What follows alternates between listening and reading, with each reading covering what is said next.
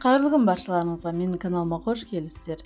Бүгүн сиздерге өтө дамдуу болуп чыгатын, шупсап болуп чыгатын, ичинде сүзбелі салмасы бар осындай бананды печеньенин рецептин менен бөлүшөтүн болом. Видеонун соңуна чейин карап, осы рецепт боюнча жасап көрүңүздөр. Эң алдымен электен өткөн унумуздун үстүнө разрыхитель салабыз.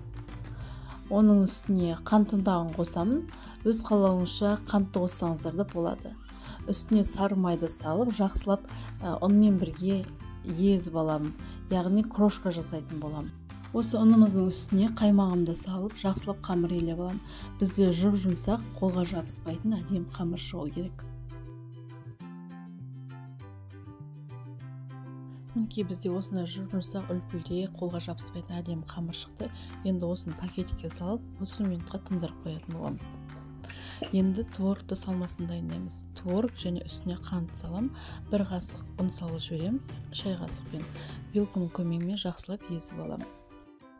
30 минут тыныққан қамырымды әдемілеп жаям, ұзынша етіп 580 грамм шықты қамырымыз. Енді осыны 50 граммнан бөліп шығамын. Әр қайсысын бөліп, одан кейін дөңгелетіп шығатын болам. Осылайша бәрін жасаймын.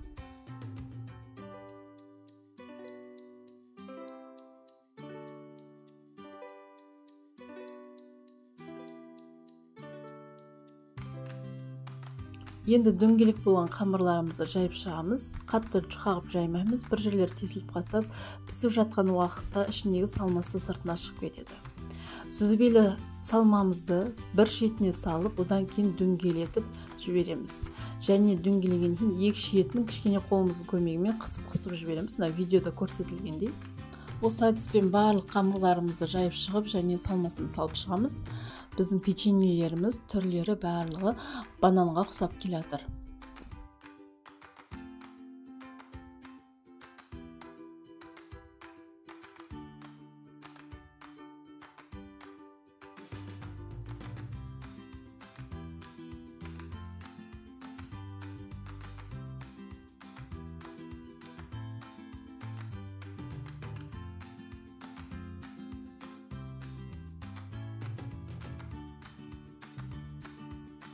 Енді пісіретін керекті формамызды аламыз.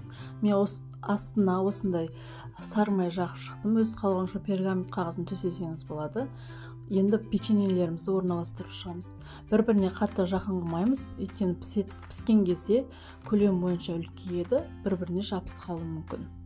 Осылайша бәрін орналастырып 180 градуста қызарғанша пісіріп аламыз. Мінекей біздің банан тәріздес, өте жұмсақ, үлпілдек, дәмі ауызда еритін керемет печеньелеріміз пісіп шықты. Менің видеом сізге ұнап жатса, пайдалы болып жатса, каналыма міндетті түрде тіркеліп, мені қолдап кетіңіз. Осы видеоның астына комментарий қалдырып, лайк басуды ұмытпаңыз. Алдағы уақытта тағы дәмді рецепттермен бөлісетін болам. Мені жоғалтып алмаңыз.